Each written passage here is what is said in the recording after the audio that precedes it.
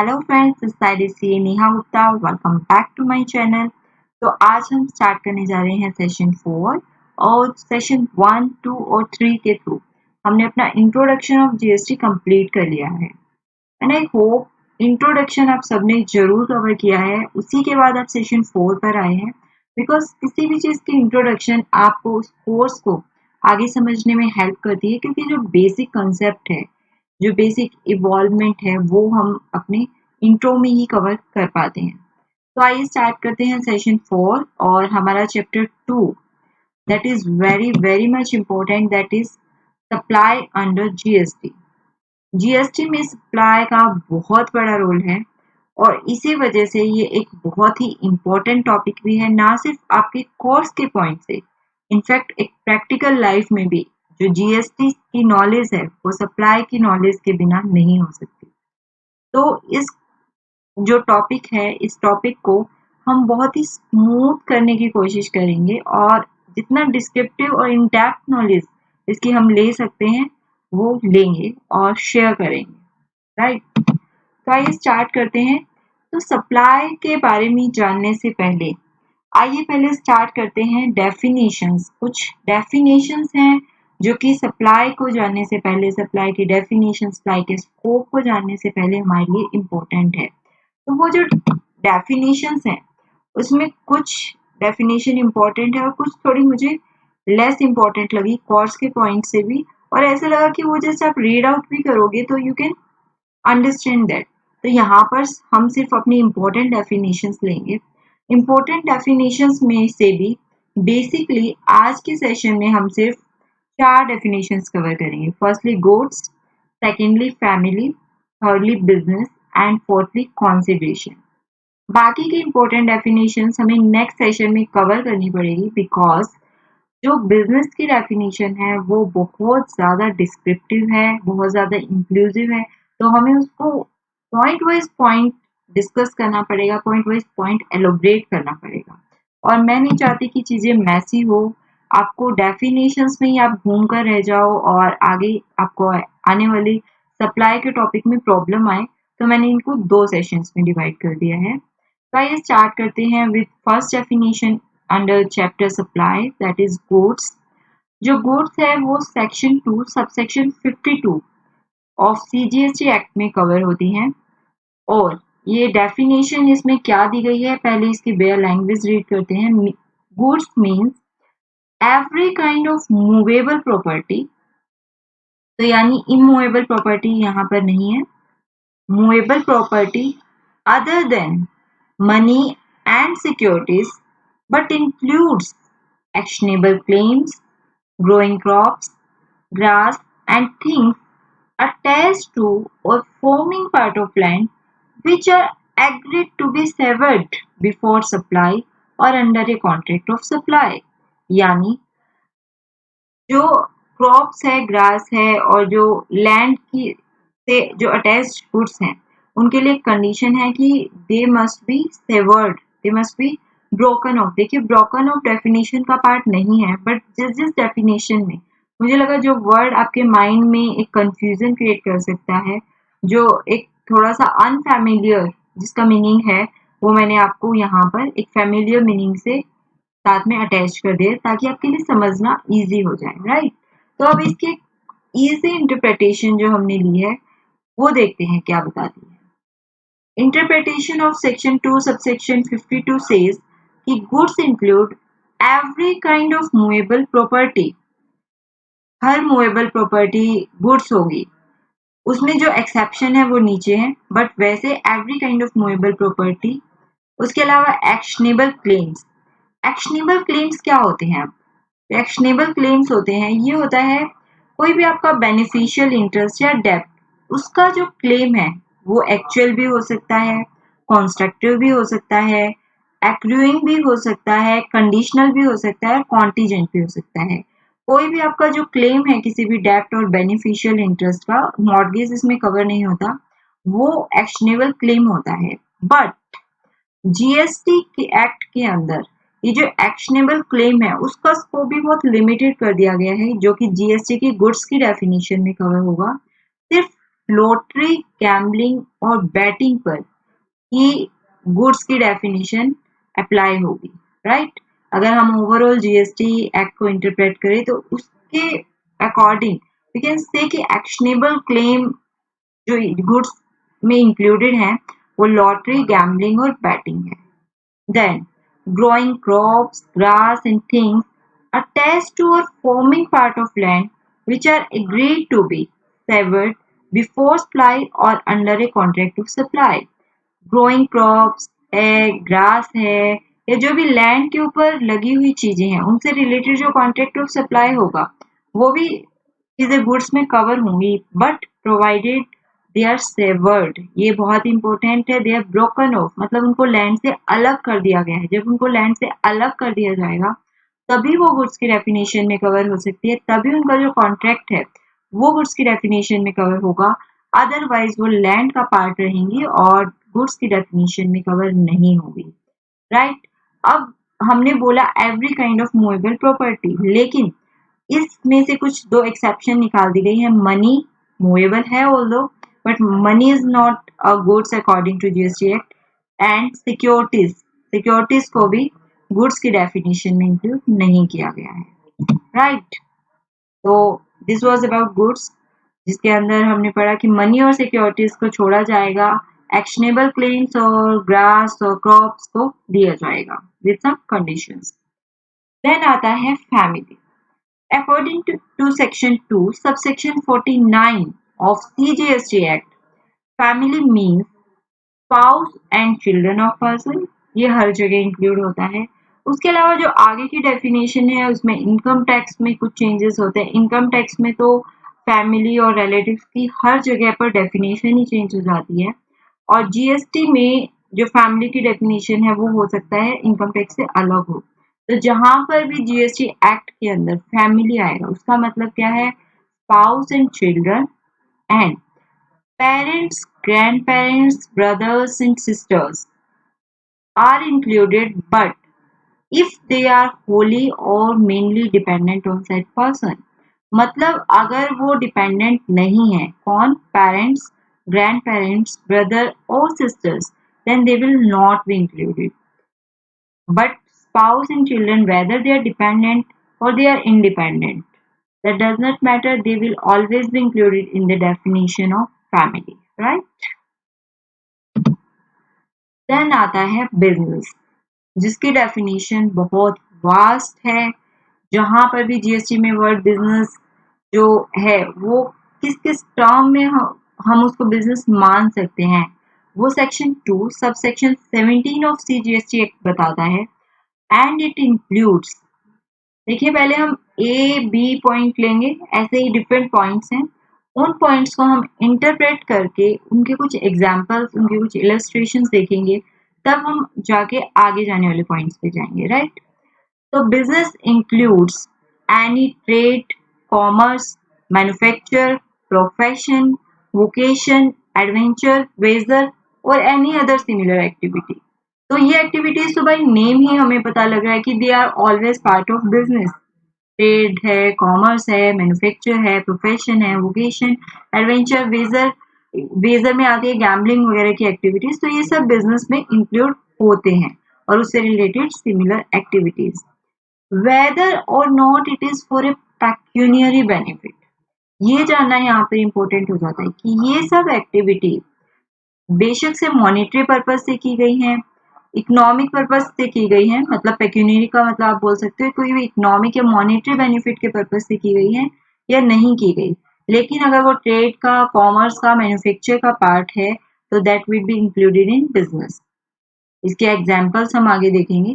Then any activity और transaction in connection with और incidental और एंसिलरी, इंसिडेंटल और एंसिलरी का मतलब होता है कोई भी उससे रिलेटेड, उससे कॉन्सिक्वेंशियल, उसकी सपोर्टिंग जो एक्टिविटी है, जो बिजनेस करने की वजह से अगर आप कोई एक्टिविटी कर रहे हो, ट्रेड की वजह से एक्टिविटी कर रहे हो, ए में आने वाली किसी भी टर्म की वजह से आप अगर कोई दूसरी एक्टिविटी कर रहे हो जो उसके इंसिडेंटल है, जो उसके एंसिलरी है, तो वो भी बिजनेस का पार्ट हो जाएगी। आइए उसको कुछ इलस्ट्रेशन से देख लें। Firstly, Cipla, pharma manufacturing company that is producing medicines for export and local sale. तो वो medicines produce कर रही है export और local sale के लिए, तो obviously वो manufacturer है तो business में cover हो गया. Then Mrs. Saroj Khan earning income for dance performance. She is a professional और शी इज अ कोरियोग्राफर. अगर वो अपनी डांस परफॉर्मेंस से इनकम अर्न कर रही है तो दैट मीन्स वो प्रोफेशन हो गया और वो भी बिजनेस में कवर हो गया अंडर जीएसटी. देन गैम्बलिंग इन डरबी, डरबी में गैम्बलिंग किसी ने की तो वो वेजर एक्टिविटीज में कवर हो गया, वो भी बिजनेस की डेफिनेशन में कवर हो गया. Then Jan Kalyan charitable hospital providing free medicine to farmers. हमने बोला वेदर फॉर इकोनॉमिक पर्पज और नॉट, तो वो भी एक बिजनेस एक्टिविटी में इंक्लूड हो गई. Then sale of old newspaper by Agarwal and associates chartered accountant firm. देखिए एक चार्टर्ड अकाउंटेंट फर्म है, दैट मीन्स एक प्रोफेशनल फर्म है. अब वो फर्म अपने ओल्ड न्यूज़पेपर सेल कर रही है, ऑल्दो वो उनकी बिजनेस एक्टिविटी नहीं है, बट वो एंसिलियरी टू बिजनेस है, रिलेटेड टू बिजनेस है, उसके ऑफिस से निकले हुए न्यूज़पेपर्स हैं, तो वो भी एक बिजनेस एक्टिविटी में बिजनेस में कवर की जाएंगे.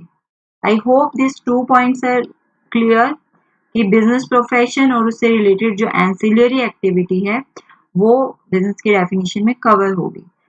सेकंड पॉइंट पे जाने से पहले फर्स्ट पॉइंट का या ये कि ये सेकंड स्लाइड, नेक्स्ट स्लाइड पे जाने से पहले प्रीवियस स्लाइड आपको जितना कवर होगा अच्छा है. अगर आपको एक बार में क्लियर नहीं हो रहा है तो आप दोबारा रिवाइंड करके उसको चेक कर सकते हैं ताकि आप आगे आने वाली स्लाइड को समझ सकें. देन आता है बिजनेस.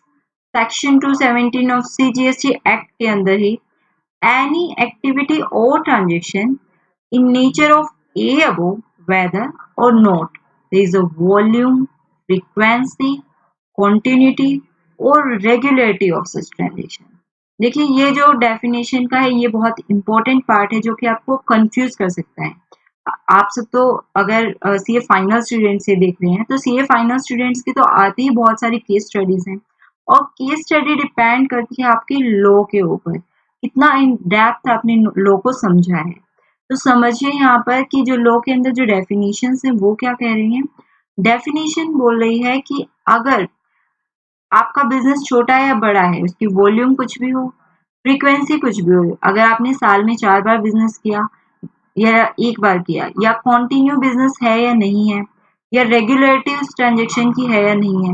हो सकता है साल में एक बार भी हो सकती है या साल में पूरे महीने में एक बार भी हो सकती है, तो उसकी रेगुलरिटी कुछ भी हो वो बिजनेस से रिलेटेड होनी चाहिए. वो ए पॉइंट में जो भी ट्रांजेक्शन्स होते हैं उससे रिलेटेड होनी चाहिए. वो वॉल्यूम, फ्रीक्वेंसी, कॉन्टिन्यूटी और रेगुलरिटी उसको कोई भी इफेक्ट नहीं करेगी और वो ट्रांजेक्शन बिजनेस के अंदर आएगी. Then D point says supply or acquisition of goods including capital assets and services in connection with the commencement or closure of business. Supply और एक्विजिशन प्रोवाइड करना या प्राप्त करना कोई भी गुड्स जिसमें कैपिटल एसेट भी हो सकती है, कोई सर्विसेज भी हो सकती है, किससे रिलेटेड, कमेंसमेंट से, बिजनेस के शुरू होने से, और क्लोजर से, बिजनेस के खत्म होने से रिलेटेड. तो बिजनेस के शुरू और खत्म होने से रिलेटेड अगर आपने कैपिटल एसेट या सर्विसेज कोई भी एक्वायर की है या कोई सप्लाई की है तो वो भी बिजनेस का पार्ट बन जाएगा. आइए इलस्ट्रेशन से समझते हैं.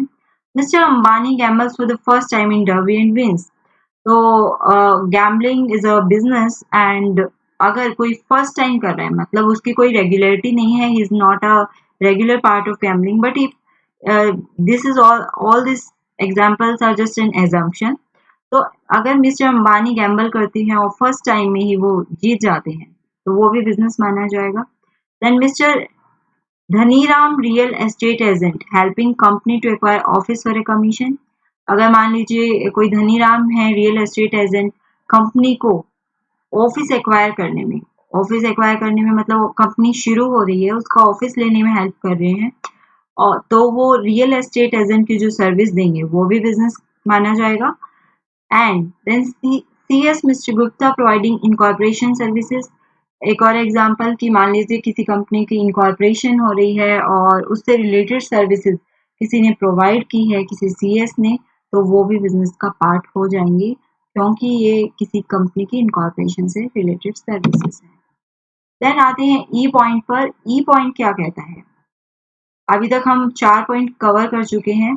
आई होप कि आपको थोड़ा बहुत समझ आ रहा होगा, लेकिन इट्स नेचुरल टू फॉरगॉट कि हमने 4 पॉइंट्स में क्या किया था, तो उसको हम रिकॉल भी करेंगे। तो उससे पहले ई पॉइंट्स में देख लेते हैं। ई पॉइंट कहता है provision by club, association, society और any such body for a subscription और एनी अदर कंसिडरेशन, मतलब सब्सक्रिप्शन या कंसिडरेशन इन्वॉल्व होना चाहिए, ऑफ फैसिलिटी और benefits to its member as the case may be. जैसे आप देखते हो कोई एसोसिएशन होती है, कोई रेजिडेंट वेलफेयर एसोसिएशन हो सकती है, कोई सोसाइटी की एसोसिएशन हो सकती है, कोई क्लब एसोसिएशन हो सकती है, जो अपने मेंबर्स के लिए डिफरेंट फैसिलिटी प्रोवाइड करते रहते हैं in return of a consideration, तो वो भी बिजनेस का पार्ट मानी जाएंगी। उसके अलावा एफ पॉइंट कहता है admission for a consideration of a person to any premises. देखिए आगे जब मैं एग्जांपल से समझाऊंगी आपको समझ आएगा, ये एक्चुअल में इंक्लूड करना जरूरी था, वरना बहुत सारे बिजनेसेस, मतलब बहुत सारे वो ऑक्यूपेशन जो कि ए के अंदर कवर नहीं हो पाए थे, वो यहाँ पर रह जाते। तो एडमिशन फॉर ए कंसिडरेशन मतलब किसी भी पर्सन को किसी प्रेमाइस में कंसिडरेशन के बदले एडमिट करना will also be a business. And then G point says services supplied by a person as holder of an office which has been accepted by him in course or furtherance of his trade, profession or vocation. Service कोई भी person supply कर रहा है as a holder of office, कि वो किसी office में holder है किसी भी पोजीशन पे, और बिजनेस और ट्रेड के पार्ट में ही, प्रोफेशन के पार्ट में ही उसने कोई सप्लाई की है, सर्विसेज की सप्लाई की है, वो भी बिजनेस का पार्ट मानी जाएगी। तो अब वो देखिए हम इलस्ट्रेशंस के थ्रू हमें और ज्यादा क्लियर हो जाएगा। Bhutgarh cooperative society form for lending loan to farmers. देखिए फार्मर्स के बेनिफिट के लिए सोसाइटी सेटअप की गई है, बट हमने पढ़ा कोई भी कोऑपरेटिव सोसाइटी लेकिन return of any consideration work करे। आगे जाके हम कॉन्सिडरेशन भी देखेंगे कि what is included in consideration and what is not included, but till then कोई भी कॉन्सिडरेशन के बदले कोई कोऑपरेटिव सोसाइटी फार्मर्स को लोन दे रही है, वो बिजनेस में इंक्लूड होगा।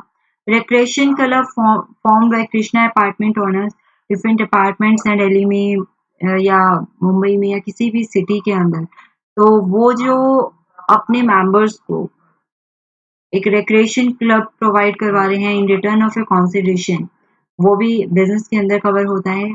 पीवीआर सिनेमास जो हैं वो अपनी मूवी टिकट सेल कर रहे हैं, ये किसका एग्जांपल है?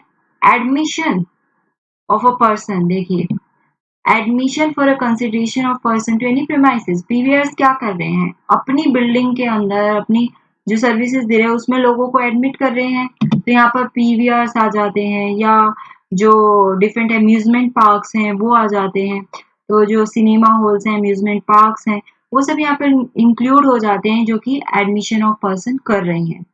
देन आता है entry admission fee collected by art heritage gallery है, जैसे जो डिफरेंट गैलरीज हैं जो कि एडमिशन की फीस चार्ज करती हैं, एंट्री फीस चार्ज करती हैं, इनको return of admission to their gallery, तो वो सब यहाँ पर आ जाती हैं।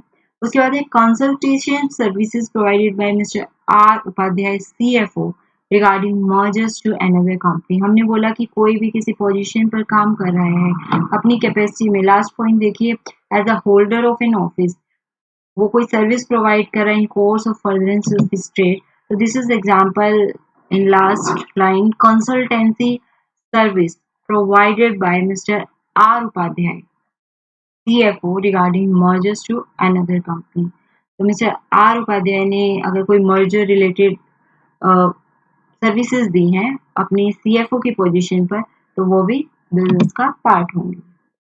उसके बाद है एच पॉइंट क्या कहता है? Activities of a race club including by way of a totalizator और ए लाइसेंस्ड बुक मेकर और activities of a licensed bookmaker in such club. तो ये जो क्लब्स हैं, ये जो डिफरेंट रेस क्लब्स होते हैं लाइक डर्बी, तो ये अगर कोई सर्विसेज प्रोवाइड कर रहे हैं टोटलाइजेटर की, लाइसेंस्ड बुक मेकर, तो इनकी जो सर्विसेज है वो भी बिजनेस में इंक्लूड की जाएगी। देन आता है एक्टिविटी और ट्रांजेक्शन अंडरटेकन बाय सेंट्रल और स्टेट गवर्नमेंट। सेंट्रल और स्टेट गवर्नमेंट या लोकल अथॉरिटी अगर कोई ऐसी एक्टिविटी कर रही है जो वो in capacity of a public authority कर रही है, तो वो जो एक्टिविटी है वो भी अंडर जीएसटी बिजनेस मानी जाएगी। तो देखिए, firstly commission of turf turfy club by for placing activity through totalizator. तो टोटलाइजेटर वाली जो एक्टिविटी है उससे रिलेटेड जो कमीशन है तो वो भी यहाँ पर पार्ट बन जाएगा बिजनेस का। And acquisition of land for metro construction by state government from the land owners for some compensation.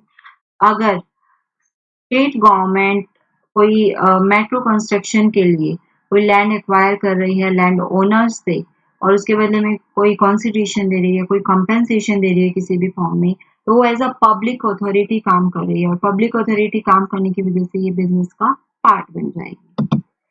तो देखिए, आपको ये जो डायग्राम है, ये जो फ्लो चार्ट है, ये चेक करने के लिए थोड़ी सी मेहनत करनी पड़ेगी, बट ये जस्ट एक क्विक एनालिसिस है कि बिजनेस के डेफिनेशन में क्या क्या इंक्लूड होता है। फर्स्टली टॉप पे आप देखोगे trade, commerce, manufacture, profession, vocation include होते हैं। बी पॉइंट क्या था? एनी एक्टिविटी जो कि एंसिलियरी है या इंसिडेंटल है। सी पॉइंट क्या कहता था? उसमें वॉल्यूम, फ्रीक्वेंसी, कॉन्टिन्यूटी और रेगुलरिटी मैटर नहीं करती। जो फोर्थ पॉइंट था, जो डी पॉइंट था, वो क्या कह रहा है? सप्लाई और acquisition of goods including capital goods and services. कोई भी कैपिटल गुड्स और सर्विसेज से रिलेटेड आप सप्लाई करते हैं, एक्विजिशन करते हैं, वो भी यहाँ पर इंक्लूड हो जाएगा। ई पॉइंट कहता है कोई भी क्लब, कोई भी एसोसिएशन अपने मेंबर्स को कोई भी सर्विसेज दे रही है इन रिटर्न ऑफ कंसिडरेशन, तो वो भी बिजनेस का पार्ट बन जाएगी। देन आता है admission of persons to any premises, जिसमें हमने देखा था पीवीआर, सिनेमास वगैरह आते हैं, तो वो भी बिजनेस का पार्ट बन जाएगा क्योंकि वो अपने टिकट्स चार्ज करके अपनी सर्विसेज प्रोवाइड कर रहे हैं। देन आता है services supplied by person as a holder of an office. इसमें हमने देखा था सीएफओ मिस्टर उपाध्याय मर्जर पे अपनी कंसल्टेंसी देते हैं, तो वो इसका पार्ट बन जाएगा। Then services by race club, derby club में जो सर्विसेज प्रोवाइड की, वो भी बिजनेस में कवर हो जाएगा। मैं इलस्ट्रेशंस इसलिए याद दिलवाई क्योंकि कोई भी एग्जाम्पल याद करके आप किसी भी डेफिनेशंस को अपने माइंड में सेट कर सकते हो, क्योंकि एग्जाम्पल हमारे माइंड में लॉन्ग टर्म इम्पैक्ट छोड़ते हैं।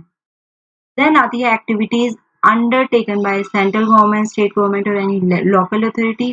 कोई भी एज अ लोकल अथॉरिटी की कैपेसिटी में पब्लिक अथॉरिटी की कैपेसिटी में सीजी, एसजी और लोकल अथॉरिटी कोई सर्विस देती है, तो वो भी बिजनेस की डेफिनेशन में इंक्लूड हो जाएगी।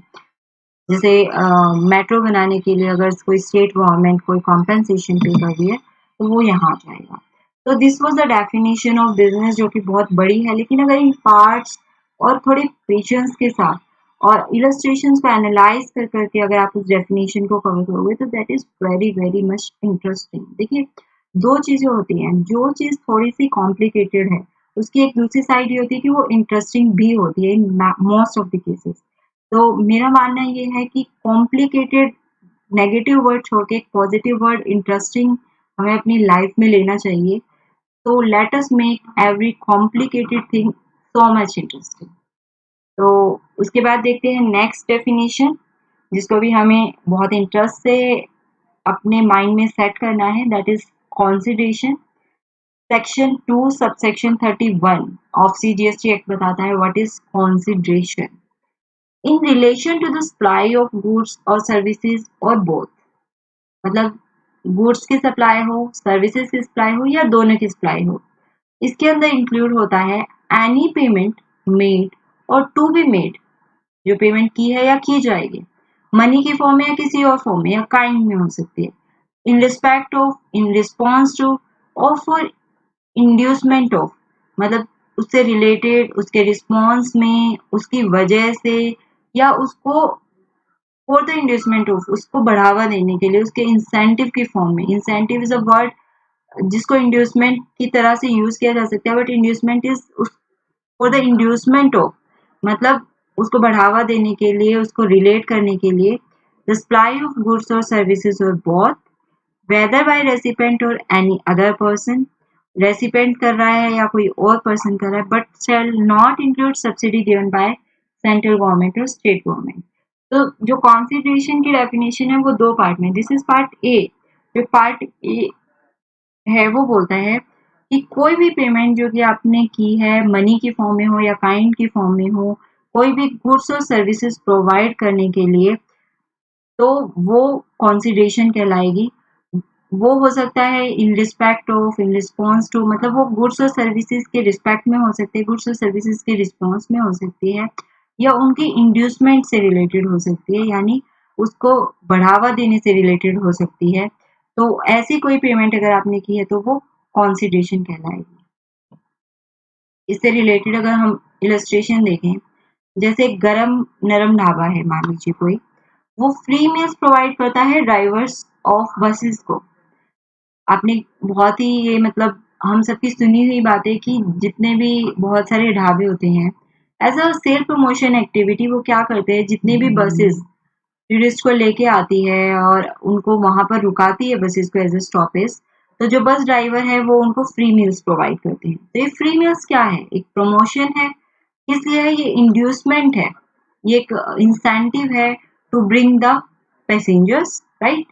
तो अगर पैसेंजर्स को लाने के लिए ये एक इंड्यूसमेंट है, ये एक इंसेंटिव दे रहे हो आप, इन ये मॉनेटरी मतलब पैसे की फॉर्म में नहीं दे रहे, मील्स की फॉर्म में दे रहे हो। हमने बोला मॉनेटरी और अदरवाइज, यानी काइंड की, इन एनी काइंड, कोई फ्री मील्स हो सकते हैं, कुछ भी कोई गिफ्ट हो सकता है, लेकिन सर्विसेज से रिलेटेड है, अपने बिजनेस को बढ़ावा देने से रिलेटेड है, तो ये एक कंसिडरेशन का पार्ट हुआ। क्योंकि अगर वो खाली बस लेके आता और वो पैसेंजर्स को नहीं लाता तो उसको वो फ्री मील नहीं मिलता, तो ये एक तरीके का कंसिडरेशन यहाँ पर क्रिएट किया जाएगा। देन कंसिडरेशन का पार्ट बी कहता है मॉनिटरी वैल्यू ऑफ। देखिए इसके बाद जो वर्ड है वो इंपॉर्टेंट है, I forgot to highlight, the monetary value of any act और फॉरबियरेंस। कोई काम करने की या ना करने की, मतलब टॉलरेट करने की। मैं ना करने की वर्ड यूज कर रही हूँ, उसमें बहुत सारी चीजें आ जाती है फॉरबियरेंस में, कुछ टॉलरेट करना, कुछ ना करना, कुछ करने से रुक जाना, that everything include in definition of forbearance. मतलब कुछ सामने वाले के विल्स के अकॉर्डिंग करने के लिए राजी हो जाना, in respect of, in response to और for inducement of supply of goods और सर्विसेज और बोथ। आगे की डेफिनेशन सेम है, लेकिन जो फर्स्ट थी वो था फॉर मॉनिटरी और अदरवाइज, मतलब आपने मनी के फॉर्म में दिया या काइंड में दिया, या आपने कोई ऐसा एक्ट किया या कोई टॉलरेंस किया। चारों ही कंडीशंस में आपने अगर गुड्स और सर्विसेज के रिस्पेक्ट में या रिस्पॉन्स में या एज अ इंसेंटिव ये चीज की है, तो ये कंसिडरेशन की डेफिनेशन में आ जाएगी। और जो सर्विसेज, जो सब्सिडी, नॉट सर्विसेज, जो सब्सिडी सेंट्रल गवर्नमेंट या स्टेट गवर्नमेंट देगी वो यहाँ पर इंक्लूड नहीं होगी। तो क्या क्या इंक्लूड होगा, कोई भी मॉनिटरी बेनिफिट, कोई भी आपने वर्किंग जो की है, जैसे मिनट,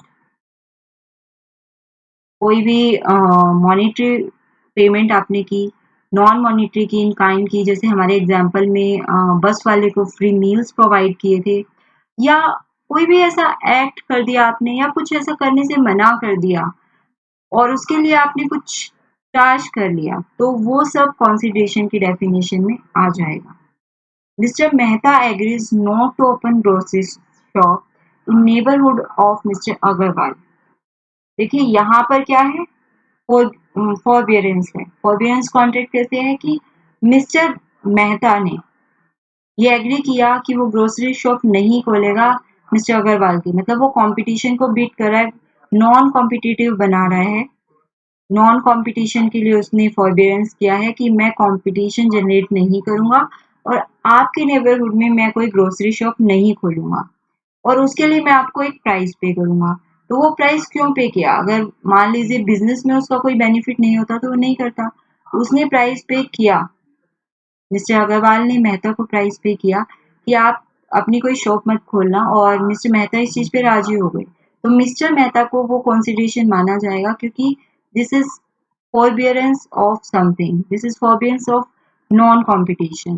आपने एक कॉन्ट्रैक्ट साइन किया है मिस्टर मेहता कि आप कोई नेबरहुड में शॉप नहीं खोलोगे और उसके लिए आपने पैसा भी चार्ज किया है, कंसिडरेशन चार्ज किया है। तो इसने बोला monetary benefits from any act और फॉरबियरेंस, मॉनेटरी वैल्यू ऑफ एक्ट और फॉरबियरेंस।